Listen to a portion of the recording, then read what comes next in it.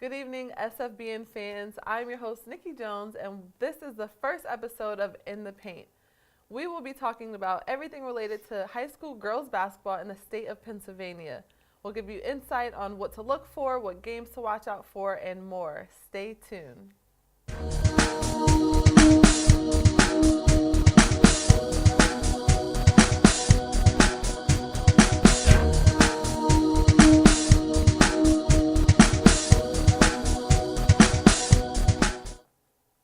Welcome back. I'm Nicki Jones alongside Mike McDonald and Joe Fite.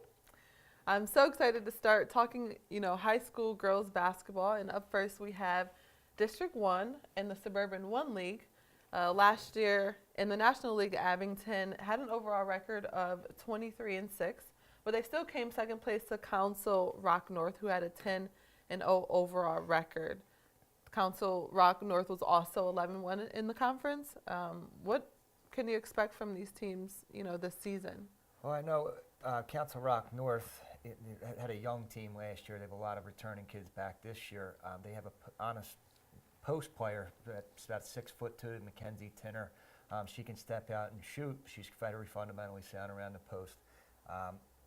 So they have her with Becca Margolis, Cameron Polinsky, another tough, tenacious guard. They have guards around that post player. They should, if they can put it together, be able to capitalize on what they built last year and play at a high level in their league this year. And these two teams are expected to be the top in the national conference. What else, Joe, are the other teams that we should look forward to? Well, as far as Abington goes, Lizzie O'Leary graduated. She was a very, very good player for them. But they have Cameron Lexo back, and she's expected to score a lot of points for them. Neshaminy might slip into the mix with Brooke Mullen, who is a very talented basketball player, and she comes from some serious basketball genes. Her uncle Chris Mullen's in the Basketball Hall of Fame. It's okay. Council Rock South, has some nice players, and again, aside from Abington, Council Rock North, the other teams in that division might, step up and win on any given night. So basically, the National League, it kind of seems like it's up for grabs who's gonna, come out on top towards the end of the season. But as we move on, also in the Suburban 1, we have the Continental League, and we have North Penn, who came in first overall last year with a 25-5 record, and 10-2 in the conference. What else from the Continental League, is something that we can look forward to? Well, North Penn, while they lost a lot in three graduates, Arissa Yee, Jess Huber, and one other one. Sam Karanji, who's now playing at Villanova. They have a really good coach. So well coached. I watched them play Archbishop Carroll this season, who was also well coached. It was a good back and forth battle. They were able to pull out a win, and they've won a couple other tight ones this season.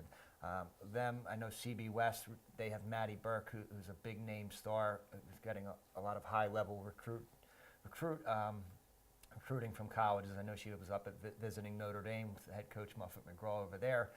So she's a very big time player, and they have other players around her. Unfortunately, they did lose another player to an ACL injury that they would like to have back. But I would say North Penn, because of their coach and their ability to replace players in their system, they should be playing well. CB West will play well, and obviously Soderton and CB South as well that you have listed there. CB South beat Soderton by 15, but Soderton, I think, with the pieces that they have with Kate Connolly and Cardona underneath, with Tori Dowd and Walbrandt, I believe it's Megan Walbrandt, on the perimeter, I think if they can put it together, they should be set for another run in states. The thing you might want to look for in the Continental, too, is these teams beating each other up. South knocked off Soderton, Southwest and CB East will probably be in the mix. They're probably not quite at that level of those two, and Soderton, you're going to see teams knocking each other off, which may not make for a pretty win-loss record during the season, but it's going to prepare them for when they go to the district tournament and state tournament. And then, I mean, North Penn so far, I know it's early in the season, but North Penn is 0-2. Do you think, that makes a difference now starting out a season like that, considering, they were at the top of the conference last year? Does that make a difference?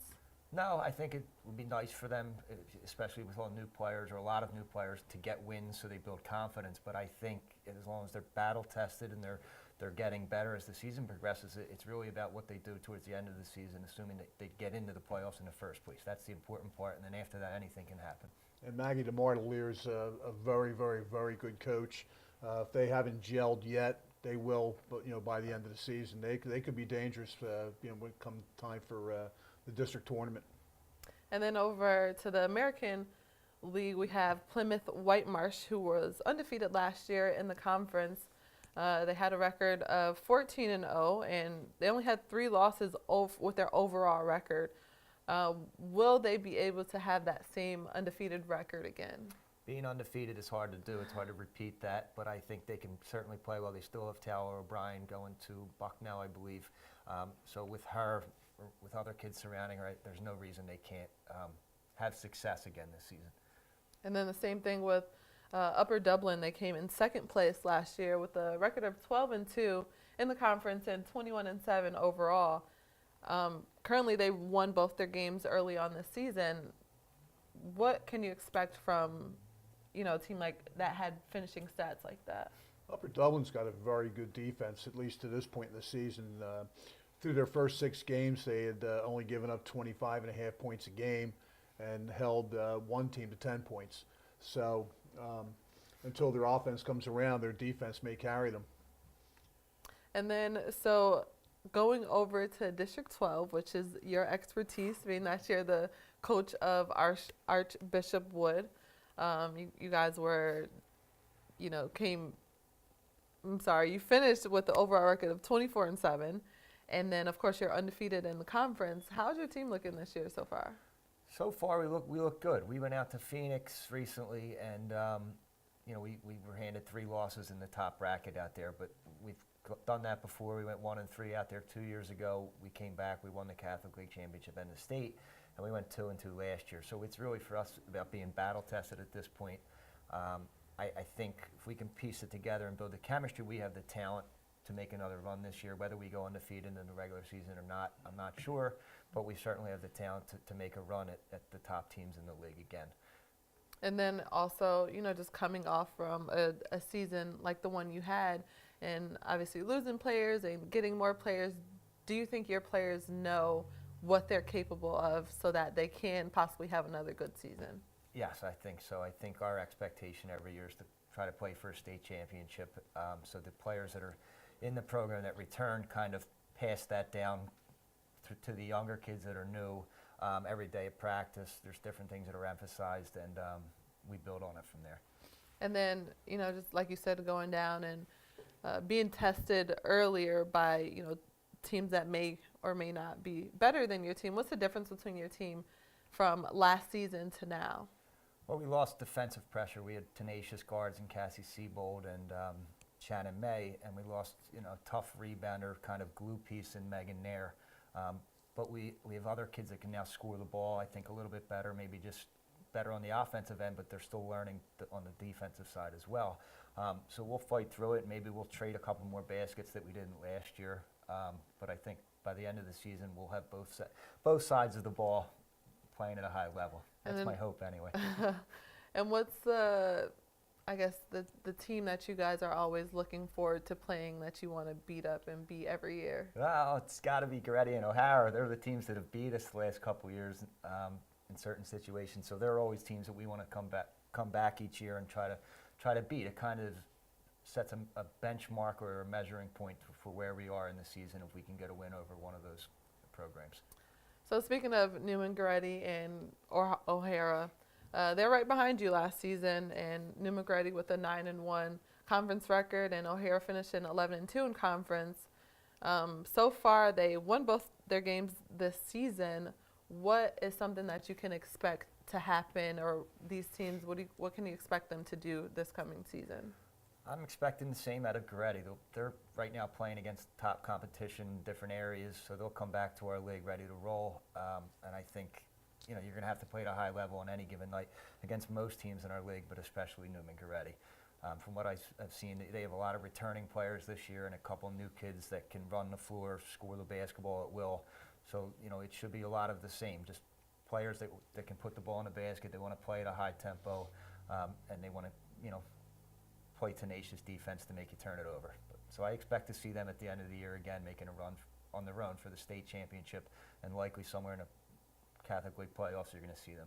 And then what about O'Hara? O'Hara's a bit of a question mark. They have 3 returning players that have played the last 3 years for them. They have 2 Division I prospects, and Mara Hendrickson, who's going to Drexel, and Mackenzie Garther, who's going to Villanova. Then they have Molly Paolino, who I think was their glue piece defensively, especially the last couple of years. So we'll see how she steps up. She's going to continue playing at Catholic University. Then after that, it's hard to say because they had Hannah Nyhill and Mary Sheehan the last couple of years. They played for 4 years straight. So anybody that plays other than those 3 kids is going to be a bit of a new player for them, at least in games where we've played them. So that's kind of the mystery. I know that Coach McGinney, he has over 800 wins. He'll figure something out, and I'm sure they have other players in the program that we just haven't seen yet. So I, again, expect to see them with a late run in February. And Archbishop Bryan is also in your conference. Right now they have an overall record of 6-0. I'm not sure who they played to kind of put them there, if they had tough teams or not, but do you think they are a team that you guys need to look out for? Certainly. Every year, tough, scrappy group every year. They have a lot of returning players. They have 6 kids that I know well who, if they put it all together, can really play at a high level. They got a big win over Germantown Academy, who's pretty talented this year. So it's just a matter of who shows up that day and wins the 50-50 balls, makes more shots. But they certainly have a solid team. If they can put it together, they could also make another run. And then moving over to the public league, we have Mastering North, who did some great things last year. Can you touch on that, Joe? Well, over the last 10 years, Central was the team to beat in the public league. And when Frank Greco retired, the tide kind of turned, and it was left up to Imhotep and Mastery Charter North to dominate the public league. And Imhotep kind of had Mastery Charter North's number in the championship game the last few years, and then last year Mastery North finally came through with a 57-55 win. Very exciting win. Imhotep had several chances to win the game in the final minutes. Made some key mistakes, lost the ball out of bounds, turned the ball over, and Mastery North was able to pull out that first championship. They ended up playing Mike's Archbishop Wood team in the state tournament, and Wood ended a 15-game winning streak for Mastery Charter North, with that win that night. Do you remember that? I remember. Yeah, we played them in the District 12 championship the last 4 years. And, scrappy group, again, really gets after you on both ends of the floor. They attack on the perimeter off the dribble a lot, so they make you have to defend them. So right now, Mastery North and Imhotep are the top 2 teams in the public league, which is what we expected. And I expect that they'll battle each other down to the end. And Mastery's a 5A team when it comes down to districts and states. Imhotep plays at the 3A level. They haven't really been able to break through on the state level yet.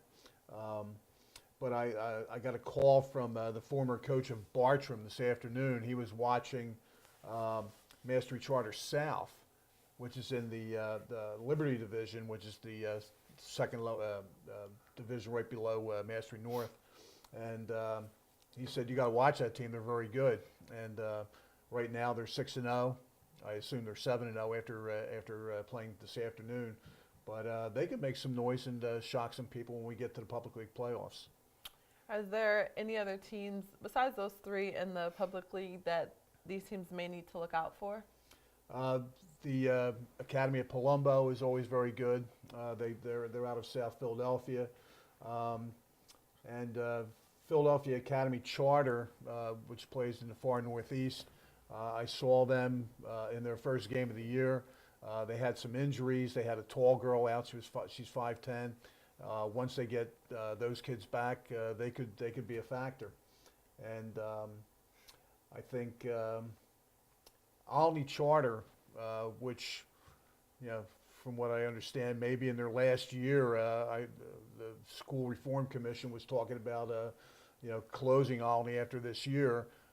They were in our lowest division last year. They got a new coach and some new players, and we weren't quite sure where to seed them in the tournament, and we had them seeded in the 20s out of a 32-team tournament. They probably should have been in the top 10, and they just missed out on the Final Four. And right now, at this point, they're playing good basketball, and they're a team to be reckoned with. Sounds like some competitive teams in District 1 and also District 12, but we're going to break really quick. We'll come right back and get into District 3 and District 7. Hi, I'm Tommy Green, former pitcher for the Philadelphia Phillies. When I was in high school, it was very important to me to show scouts what I could do. My friends at Payroll Service Solutions are huge supporters of high school sports and the Sports Fan Base Network. If you're a small to medium-sized business in need of a payroll company, contact Payroll Service Solutions. Not only will they take care of you, they will continue to support the community.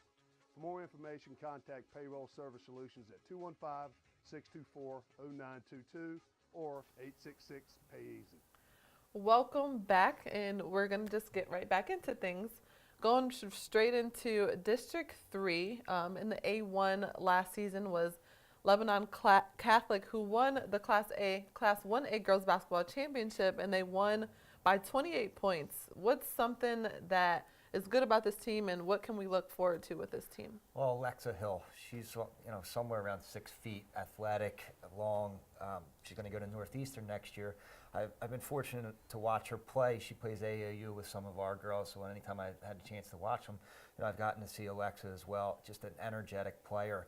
I think Lebanon Catholic would be considered the team to beat out of that district and that classification, with Jenkintown, coming to give them a fight somewhere later in the year.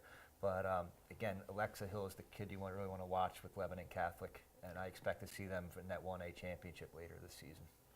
And then going over to the 2A league, we have Camp Hill, 21-4 last year, and they won by 31 points. So it was definitely by a long shot. What's another thing that we need to watch out for Camp Hill? Any specific players that are on the radar? Well, Diamond Bragg is definitely the player to watch for Camp Hill, and maybe in all of District 3.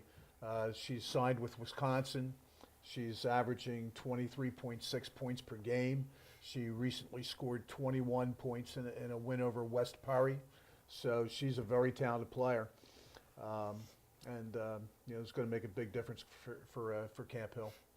And then moving right along to 3A, we have York Catholic, who finished 20-6, and they won their league by 11 points. But something that I know too well is tearing an ACL, and I know one of their girls did that this season. Yeah, unfortunately, Kate Bayhoff tore her ACL over the AAU season. I mentioned Alexa Hill. Actually, Alexa Hill and Kate Bayhoff, it's the same AAU team with Katie May from my team. But so unfortunately, they lose her. But with that record and that experience from last year, those returning players, could still give them a chance to make that run later in the season. They just have to adjust to playing without Kate this season. And then down to 5A, we have Susquenita. 23-3 is what they finished with, and they won by 2 points. So it was a pretty good game, and so far I believe they're only losing a senior, so they essentially bring everyone back. What is something that is special about this team to help them keep going and stay where they're at? Yeah, we actually saw Susquenita last season in the state semifinal. They returned all but one senior from last year. They played 2 sophomores for the entire season, majority of the minutes, who returned this year as juniors with all that experience making it to the state semifinal. I expect them to be somewhere in states. Whether we'll see them again or not, I'm not sure, but I expect them to make a run this season both out of their district and in the state playoffs. And then last but not least, we have 6A. They had Central Dauphin 27-3 last year, and they won their division by 9 points. Going into the season, what makes them a threat? Like, what is something that's going to keep them where they're at? that experience of winning before. I think anytime a team wins that much, they've learned how to win. If they're playing top competition and they can win those games, they learn how to win against better teams, they're going to be more prepared when the season comes to the playoffs. I know recently they just got a big win over the Delaware, 3-time returning state champ of Ursuline Academy. So wins like that at this point in the season can build your confidence and get you rolling. So again, another team that you can see later on. And Central Dauphin's one of the biggest teams in the state, one of the biggest schools in the state. They're probably on a par with North Penn. So when you got that kind of a student body where you can draw a lot of players from, that's a self-sustaining program. And then also going to District 7, we have Whippeal.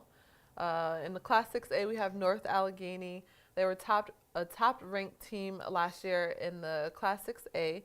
Right now, they're the fan favorite. They're doing what they need to do. Last year, they were 28-2, and they won the Whippeal last season and made it to the PIAA title game. That's something big, and that's something that every team wants to do. What makes this team so good to allow them to keep that up? Well, returning players and the experience from last year, certainly. I know they had a close win over Solderton to get into that state final. If they were to return to Hershey, they would have the experience of being there, playing in that stadium under those lights. They certainly have the talent. I think you'll see some big matchups with them this season. They played Abington at a certain point. I'm not sure who won the game, but they faced off with Abington in a tournament where both teams made it to the championship. So again, they're going to play high-level teams and compete all year long. And with that experience, if they make it into the state tournament, they should have an advantage there to make it further along. Okay. And the same thing with Peters Township from the Whippeal. They're a very experienced team. They always play very tough, and when you're playing teams like North Allegheny and those teams out west, that bodes well for when they're in the state tournament. And then also in the Class 6A, we have Bethel Park. They were the runner-ups last year against North Allegheny. They have 3 returning starters, so essentially they have almost the same team, just losing some players. But do you think that they'll be able to keep it up, considering that they have lost 3 players? Again, I'm not familiar with their bench players that are coming in to play this season, but anytime you bring 3 starters back, that alone can kind of give you the core confidence and people that can lead you and make other players better around them. So, certainly we'll watch them as the season progresses to see how they do. But anytime you bring 3 starters back, that should help you along the way. And then so in the Class 5A, we have Chartiers Valley, who was 28-8 last season, and they won the Whippeal title. Mars, who was 18-8 last season. They have their senior 5'11" guard who signed with Xavier, and then Lebanon Catholic 28-5 last season.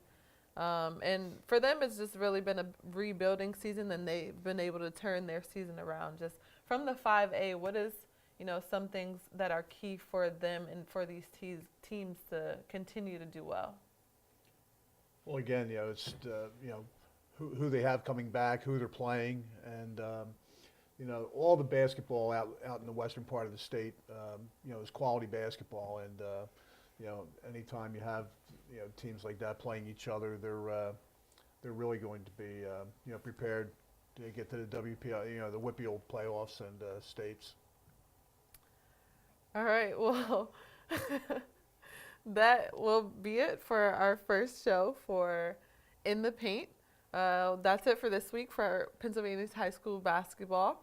Next week, we're going to go more in depth with the teams, the players, based on the upcoming schedule. So we'll be able to go more in depth about specific teams and their outcomes and who they played and what players that are standing out, players of the week, and things like that. We'll be back every Thursday night right here at 7 p.m. We'll be on Facebook Live and providing basically just recaps of high school basketball. You can always catch up with us in the paint by downloading our latest podcast. Go to the iTunes store and search for Sports Fanbase Network and listen to and download our podcast. including tonight's episode, be sure to give us a 5-star rating. Don't miss our other shows, 3 in the Key on Monday nights, talking about Pennsylvania's boys high school basketball, and On the Mat Tuesday nights with all new Varsity Voice and with Frankie Stokes on Wednesday nights. In the meantime, be sure to go to our website, www.thesfbn.com. Check out other things on high school sports, any information you want to know related to Pennsylvania sports, and we will see you guys next time.